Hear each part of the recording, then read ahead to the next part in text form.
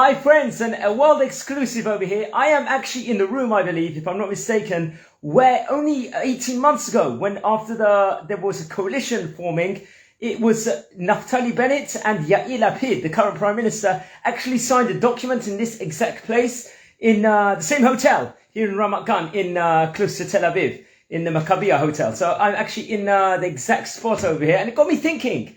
Over here we see that there's political change going on all over the world. We see in England at the moment, there's a very good chance it looks like Boris Johnson could go back to the premiership at the moment with after what's happened with the current Prime Minister there. So within regards to that, there's going to be the Israeli elections only in about a week and a half time. And I'm in the spot that in this hotel usually houses the area where the coalitions are formed and signatures are made for the next current Prime Minister.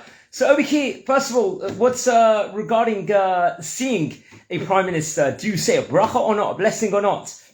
And there's different opinions over here. We know that it was only about 2 years back or something, 3 years ago, I think there was a rabbi in America, Rabbi Y.Y. Jacobson, said a bracha when he introduced President Trump at the time of America to a massive gathering. It was. And there was in Canada, the Canadian Prime Minister, there was a Rabbi Romy Alpin, if I'm not mistaken, also said a bracha. But many people say that it's a bracha b'safek, if you see an actual Prime Minister in its own right, because there's different laws regarding it. However, if it's a queen or a king, then one will definitely have to say a bracha, a blessing, at that stage in time. And the actual Talmud actually advocates that we people, ordinary people, should try and meet royalty, to see royalty itself. Because at the time of Mashiach, when Mashiach comes, then we're going to see the real royalty at that time. And so it's like a preparation for the coming of Mashiach to actually meet real royalty over here. So this is a spot where Prime Minister Yair Lapid and Naftali Bennett actually did sign the coalition, I believe, in June 2021. So friends, over here, there's a very good chance Benjamin Netanyahu could become the Prime Minister again, come what, after the elections in a week and a half. So how does it work over here, the Israeli elections?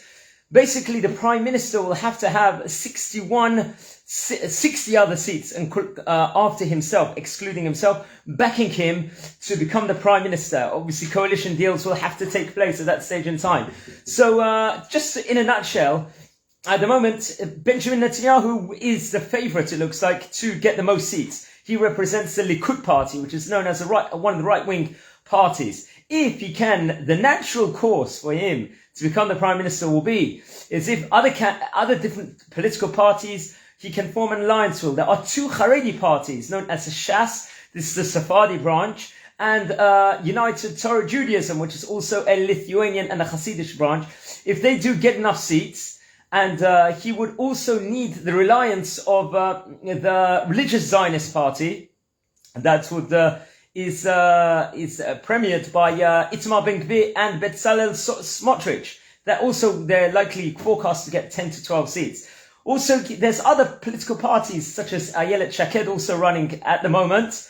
And if they can get those 4 extra seats, it's very likely he'll be able to form a coalition in a natural course, if that will be. Obviously, he could also form a coalition if he does deals with other parties, more people on the center or on the left wing also. But that is a case scenario which he could be. Alternatively, if he doesn't make that 61, it could be given to another one of the political parties who can form a coalition, which could actually occur. And if no one can get the 61, I believe, it will continue. Yair Lapid at the moment, as he is in the status quo, he would continue the premiership until there'll be a 6th election. Or it could be he himself will be able to form a political coalition and stay long-term as a Prime Minister. So different scenarios can occur over here. So I just wanted to inform you on the elections that can take place. And it can have massive political consequences internationally, who will be the Prime Minister of Israel at this stage in time. I just want to give an insight. I'm not advocating a political point of view,